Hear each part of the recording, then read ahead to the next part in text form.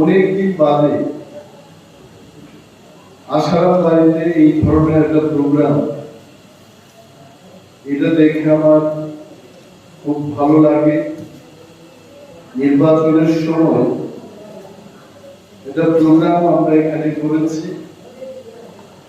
ওই প্রোগ্রামটার মধ্যে আমার এখনো মনে আছে যে স্থানীয় 15 থেকে 20 জনের মতো ঢুকছে এবং বাইরের থেকে আমরা যারা এসছি আমরাই সেখানে ছিলাম।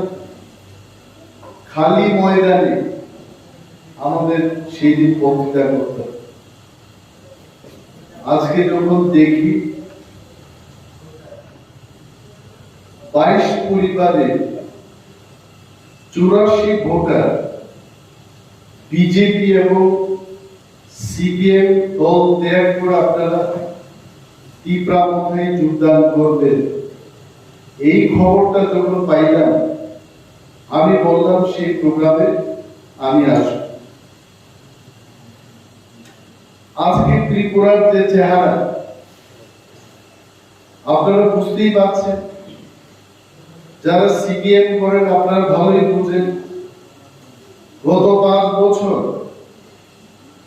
এইখানে বিজেপি এবং আইপিএফটির যে সরকার, আগে যেভাবে সিপিএম ত্রিপুরা রাজ্য এবং আমাদের আসারাম বাড়ি পরিচালনা করত, এই ধরনের শাসন বর্তমান সরকারের নাই। আগে গরিব মানুষ কি পাইত? ঘর চাইলে ঘর পাইত, পানীয় জলের যদি অভাব থাকে পানীয় জলের ব্যবস্থা হতো। এখন কথা বলার জায়গা। ওই সময়টার মধ্যে ত্রিপুরার যিনি মহারাজা প্রদ্যুৎ কিশোর দেববর্মা, উনি একটা দল তৈরি করলেন তীব্রামথা দল মানেই তীব্রাদের। ত্রিপুরায় যারা শোষিত, লাঞ্ছিত, বঞ্চিত সমস্ত মানুষের এই দল, যার নাম তীব্রামথা। মথা মানে কি? মথা মানে তো হচ্ছে একটা মুঠা, সবাই এক জায়গায় আইনে বাইন্দা রাখার নাম হচ্ছে মথা। তীব্রা, এটা তো তীব্রা মানে কি? যারা ত্রিপুরায় আদিকাল থেকে আছেন সবাই তীব্রা। শক্তি তেলেঙ্গা কিছুক্ষণ আগে বক্তৃতা করলো, আমি আমাদের জোনাল চেয়ারম্যান বিশু দেববর্মাকে জিজ্ঞেস করলাম যে সে যে তেলেঙ্গাতে বক্তব্য করছে এটা সবাই বুঝবো? কইছে এখানে 70-75% লোক সবাই তেলেঙ্গা। ভাল লাগে, যে যার ভাবে কথা বলতে পারে। শক্তি তেলেঙ্গা তীব্রামথাতে আসাতে তেলেঙ্গা এবং ককবরক যারা বলে তাদের মধ্যে আরো কাছাকাছি একটা সম্পর্ক। গোপাল বাবু দীর্ঘদিনের আমাদের বন্ধু মানুষ, গোপাল বাবুর তীব্রামথা আসাতে বাঙালি এবং ককবরক যারা বলে তাদের মধ্যে আরো একটা সম্পর্ক তৈরি হয়েছে। এই সম্পর্ক দিয়ে এইবার বিধানসভা নির্বাচনের সময় আমরা আসারাম বাড়ি কেন্দ্রে বিজেপি আইপিএফটির প্রার্থীকে 18,500 ভোটের ব্যবধানে পরাস্ত করলাম। এটা কম কথা। আসারাম বাড়ির ইতিহাসে কমরেড বিদ্যা দেববর্মা দাঁড়িয়েছিলেন, শচীন্দ্র দেববর্মা এখানকার এমএলএ ছিলেন, মন্ত্রী অপুর দেববর্মা এখানকার এমএলএ ছিলেন। তারা কেউই 18,000 মার্জিন লিড দিয়ে এখানে নির্বাচনে জয়লাভ করেন। কিন্তু মহারাজার নেতৃত্বে সমস্ত অংশের মানুষের সমর্থনে মুন্ডা, জরা, সবর, তেলেঙ্গা, ত্রিপুরা, বাঙালি সমস্ত অংশের মানুষের সমর্থনে আমরা ত্রিপুরার বিজেপির কর্ণধারদের একটা বার্তা দিতে পারলাম যে আসারাম বাড়ি আপনাদের না, আসারাম বাড়ি হচ্ছে গরিব মানুষের এবং তীব্রামতা বলে। আপনারা যারা এইতে আপনাদের অনেকে কইব ওই তীব্রামতাতে আপনারা গেলেন, তীব্রামতার যিনি নেতা মহারাজা উনি দল ছেড়ে দিতেন, এটা মিথ্যা কথা।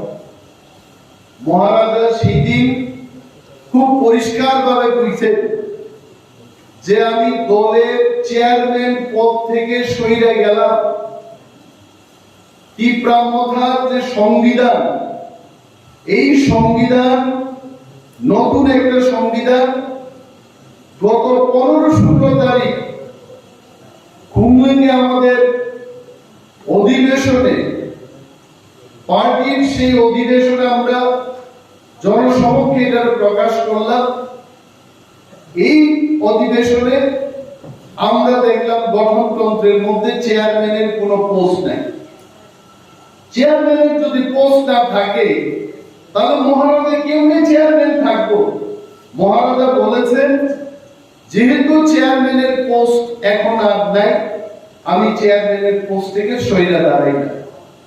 তার অর্থ মহারাজা দল ত্যাগ করেন নাই। আগামী দিন যখন পার্টির কমিটি গঠন হবে, এখানেও আসারাম বাড়িতে নতুন গঠনতন্ত্র অনুযায়ী 2টা ব্লক কমিটি আমরা গঠন করব। একটা বাছাইবাড়ি ব্লক কমিটি আর একটা তুলাসীগড় ব্লক কমিটি।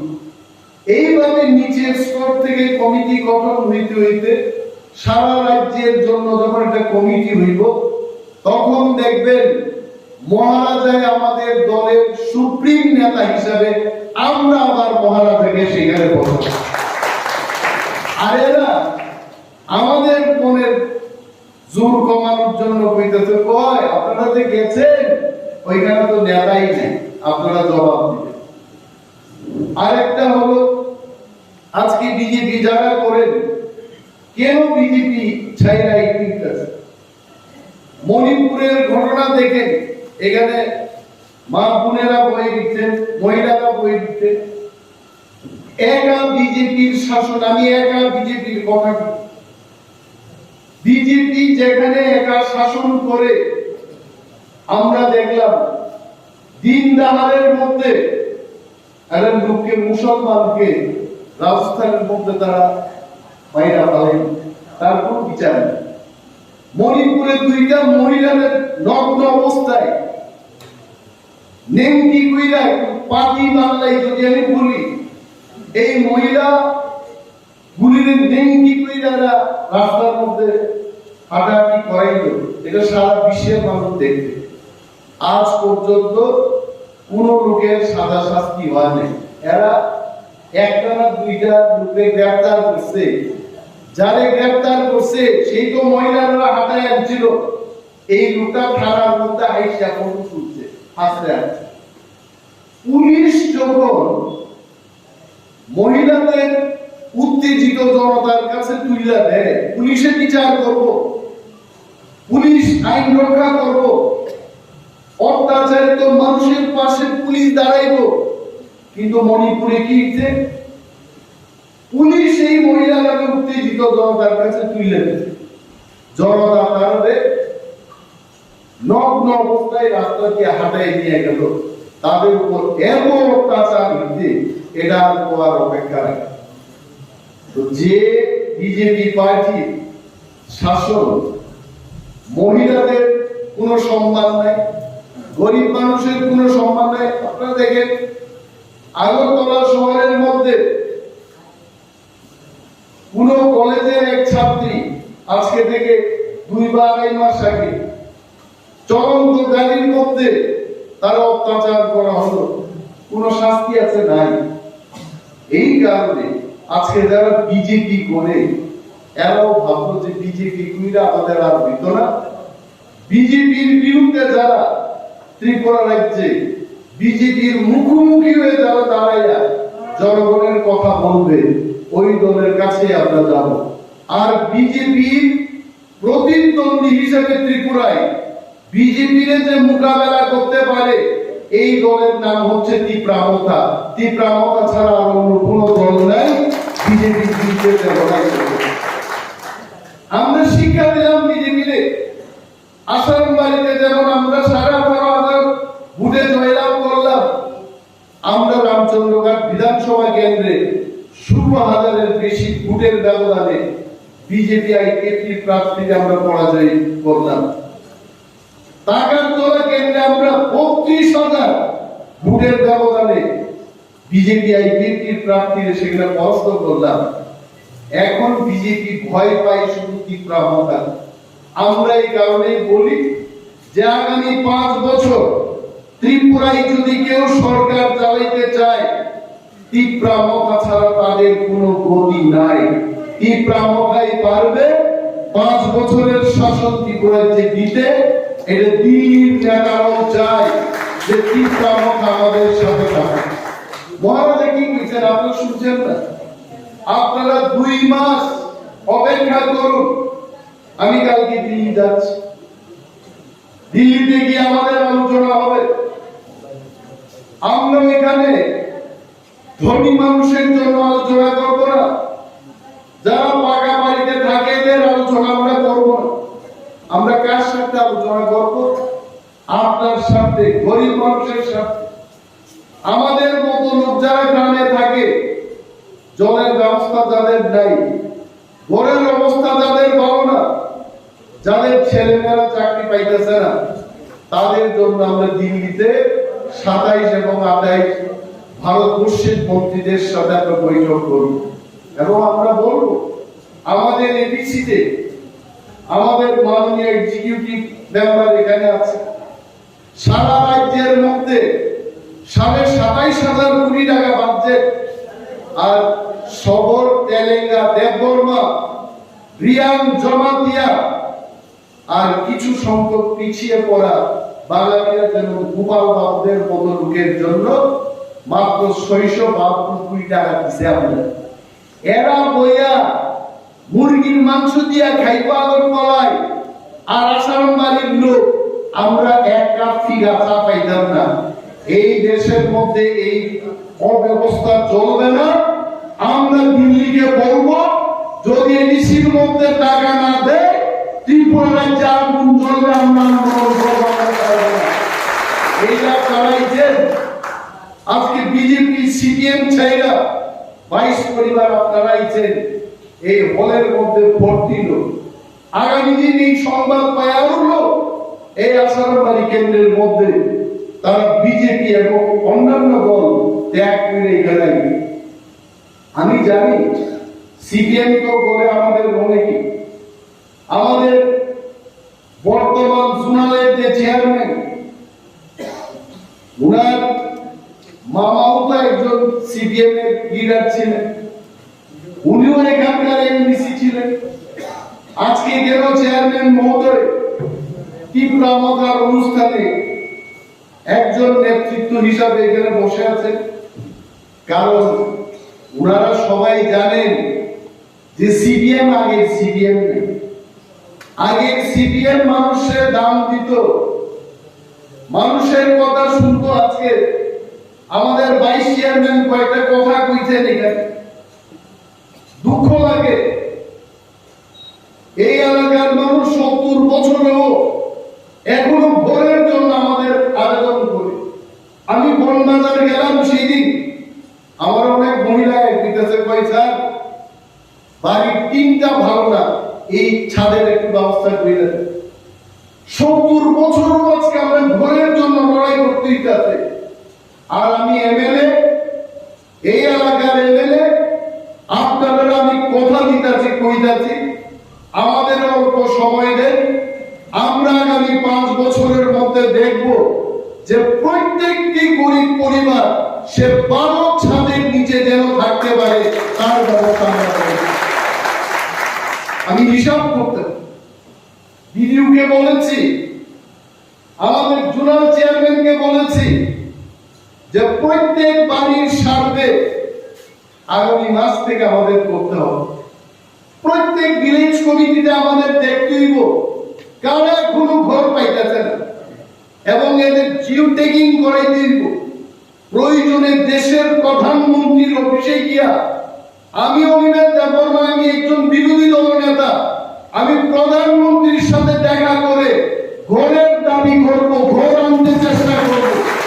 এই কারণে আমরা তারা মুখে বড় বড় কথা কয়, সবকা সাথ, সবকা বিকাশ, সবকা বিশ্বাস। আপনারা তো বুঝেন এই কথা। সবার সঙ্গে দায়িত্ব হলে সবার উপরে দিব। কোন উন্নয়ন হইতে 5 বছরে এই রাস্তা সব ভেঙে গেল। বাছাই বাড়ি থেকে আমি আসারাম বাড়ি আইতে একটা কাজ বাইতে এখন কন্ট্রাক্টর এবং ইঞ্জিনিয়ারদের বলা হয়েছে যে কাজ সুন্দরভাবে আপনারা করবেন, কোনো দুর্নীতি করবেন না এটার মধ্যে। আমরা চাই আসারাম বাড়ি বনবাজারের লোক অন্যান্য অঞ্চলের লোকের মতো তারা যেন ভালো রাস্তার সুব্যবস্থার মধ্যে তারা থাকতে পারে। 93 কোটি টাকার একটা রাস্তার কাজ ইতিমধ্যেই বেরিয়ে গেছে। এটা বাইরে এরপর আপনারা দেখবেন ওয়াল ব্যাংকে আগে কেন হইছে না? আপনার প্রশ্ন তুলে অগুর বাবু মন্ত্রী ছিলেন তখন কেন হইল না? আমার টাকাও তো মন্ত্রী ছিলেন, কেন হইল না? তো যে জনপ্রতিনিধি তার ইন্টারেস্ট থাকতে, আমি এমএলএ হওয়ার পর আমি সমস্ত ইঞ্জিনিয়ারদের ডাকলাম, ডাইকা কইলাম আমার এলাকার মধ্যে ভালো সড়ক ব্যবস্থা থাকতে হবে। এমনিতেই না বাংলাদেশ ছাড়া এখানে কিছুই নেই। ইন্ডিয়ার শেষ প্রান্তে আপনারা থাকেন, আর যদি খোয়াই শহরে যাওয়ার জন্য, তুলসীগঞ্জ ব্লকে যাওয়ার জন্য যদি রাস্তার ব্যবস্থা না থাকে, এখানে গরিব মানুষ তার দাবি সে কেমনে তুলবো? সেখানে সড়ক বিটা আমাদের প্রথম, তারপরে থাকবে কারেন্টের ব্যবস্থা। অনেকে আমাদের বলে লোডশেডিং হয়ে এটা আর আয় না কেন? মন্ত্রী মহোদয় শ্রী রতনলাল নাথ মহোদয়কে আমি বললাম লোডশেডিং যেন না হয় তার ব্যবস্থা আপনি গ্রহণ করুন। আগামী 3-4 মাস আমরা সময় দেব। রাজ্যের বিদ্যুৎ মন্ত্রী এটা যেন দেখেন বিধানসভাতে কথা হয়েছে এটার উপর। আপনারা যারা মোবাইলে আমার বক্তব্য শুনছেন বিধানসভার ভিতরে, আমি কইছি সেই দিন বাছাই বাড়ি, বেহালা বাড়ি, প্রত্যন্ত অঞ্চল আসারাম বাড়ি এলাকায় মানুষ বিদ্যুতের পরিষেবা পাইতেছে না। লোডশেডিং 3 দিন 4 দিন, ট্রান্সফরমার নাই। আগরতলা শহরের মানুষের জন্য যদি ট্রান্সফরমার থাকে, আসারাম বাড়ির জন্য কেন হবে না? জনগণ আমাদের সুচার থাকতে হবে। আমরা এখানকার মানুষ, আমরা যদি ঐক্যবদ্ধভাবে লড়াই করি আমাদেরকে কেউ বঞ্চিত করতে পারবে না। এই কথা আপনাদের বলি, বিজেপি আইপিএফটির সরকার আগামী কয়েক মাসের মধ্যে কোর্ট বলবে তাদের যে এডিসি ভিলেজ কমিটির ইলেকশন করো। আর এই আসারাম বাড়ি কেন্দ্রে যদি ভিলেজ কমিটির নির্বাচন হয়, 23টা ভিলেজ কমিটির মধ্যে আপনারা দেখবেন 15-16টা ভিলেজ কমিটি বিনা প্রতিদ্বন্দ্বিতায় কি প্রমাণ করবে।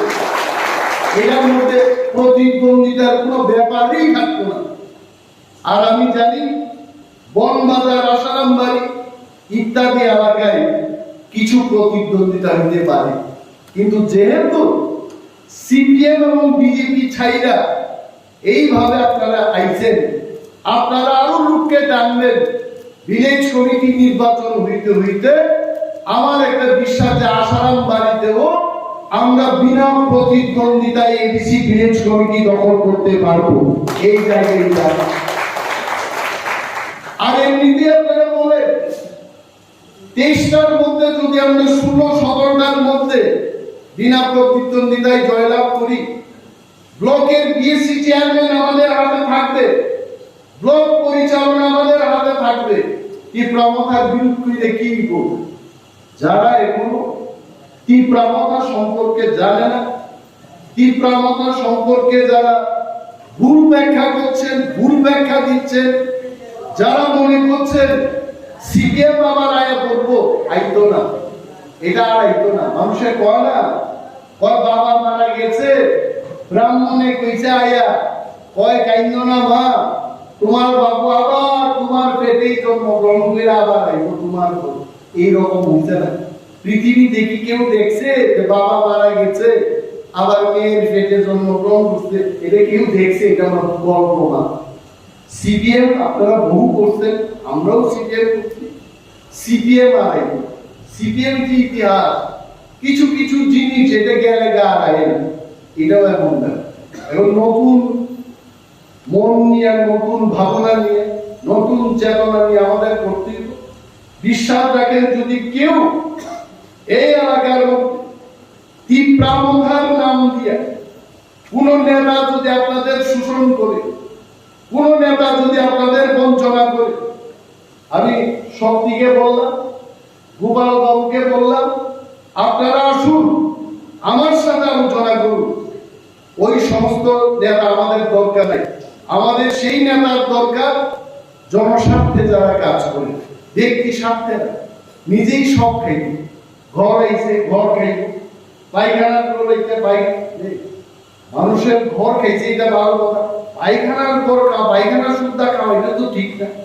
এই রকম নেতৃত্বের আমাদের দরকার।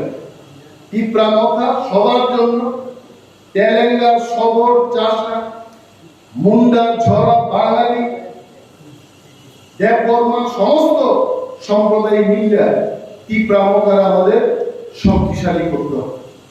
আর আপনাদের আশীর্বাদে আমি আছি। আপনাদের লড়াইটা আমি রাজ্যে লড়ব, আপনাদের লড়াইটা আমি দিল্লিতে গিয়ে লড়ব, আপনাদের জন্য আমি লড়াই করব সর্বস্তর। এই দায়িত্ব আমার। আগে আপনারা অনেক এমএলএ বানাইছেন, কে আইছিল এই এলাকার, কে খবর নিছে? এত ব্যস্ততার মধ্যেও আমি মনে করি অন্তত 1 মাস 1.5 মাস অন্তর অন্তর প্রত্যেক ভিলেজ কমিটির মধ্যে একটা দিন জনগণের সঙ্গে, নেতা নেত্রীদের সঙ্গে, ভিলেজ চেয়ারম্যান মেম্বারদের সাথে এমএলএ যোগাযোগ থাকা উচিত। এটা আমি করি। আর এখানকার যারা কর্ণধাররা, আপনারা মহিলাদের বা অনেক লোক যারা আমাদের সাথে কথা বলতে পারে না, তাদের কথা বলার সুযোগ দেবে। এমএলএ যখন আসবেন এলাকায়, এমএলএর সাথে তারা যেন কথা বলতে পারে, এই ব্যবস্থা করবে। কারণ আমি অনেক জায়গায় কমপ্লেন পাইলাম, দাদা আপনার লোকে কথা দিতে চাই কিন্তু এরা তো দেখা করতে দেন।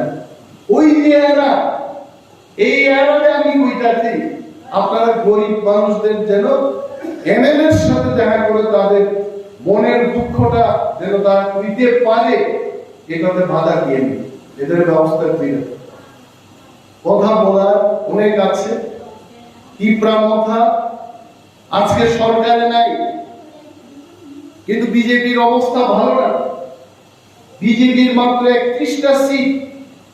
আমি অনেক জায়গায় এই কথা বলি, আপনারা এখানে খেটে খাওয়া মানুষ, শ্রমিক অংশের মানুষ, সকালবেলায় খেতে যান গিয়ে, বিকেল বেলায় স্নান করে কিছু খায়, আপনারা ঘুমান, পরের দিন আবার কাজ করেন। দেশের খবর রাখার সময় নাই আপনাদের। ত্রিপুরা রাজ্যে বর্তমানে সরকার বিরোধী লোকের সংখ্যা 100 জনের মধ্যে 61 জন, আর বিজেপি মাত্র 39 জনের সমর্থন নিয়ে আজকে সরকার চালাইতেছে। তাদের 31 জন এমএলএ আর 2টা এমএলএ যদি তাদের জায়গা কোনো ক্রমে এরা সরকারে থাকতো না, তখন আমাদের সরকারে। আপনারা জানেন বিজেপির কয়েকটা এমএলএ শরীর খুব অসুস্থ, যে কোনো সময় এদের অঘটন দিতে পারে। আপনারা এটা ভাবতেন না যে আজকে আমরা বিরোধীতে 13 জন এমএলএ তীব্রামথা এবং খোয়াই মহকুমায় বিজেপির একটাও এমএলএ নাই, আইটিএফ টিম নাই। আসারামবাড়িতে তীব্রামথা, এটাই কইতাছিলাম যে 39 জন লোকের সমর্থনে এরা সরকার চালাইবে। তো এই 39 জন 61 জনের বিরুদ্ধে 5 বছর টিকা ঠাকুরের মতো তাদের ক্ষমতা নাই। আমাদের 13টা এমএলএ এবং এই আসারামবাড়িতে যে কোনো জায়গায় আজকে যদি ইলেকশন হয় আজকেও আপনারা ডিফিট করতে পারবেন। সুতরাং আপনাদের চিন্তার কোনো কারণ নাই। যার যেমন দাবি শৃঙ্খলার মধ্যে, গরিব মানুষের কি দাবি থাকতে পারে? ঘরে জলের ব্যবস্থা, রাস্তাঘাট, সরকারি চাকরি, কর্মসংস্থান, এটা নিয়েই তো আমরা থাকবো। এই ব্যবস্থা করার জন্য আমরা সম্মিলিতভাবে প্রয়াস চালাতে হবে, আমাদের ঐক্যবদ্ধ থাকতে হবে। এবং আরো যারা এখন তীব্রাবস্থার বাইরে আছেন তাদের বুঝায় কিভাবে আমাদের দলের মধ্যে আমরা আনতে পারি এই ব্যবস্থা আপনারা করবেন।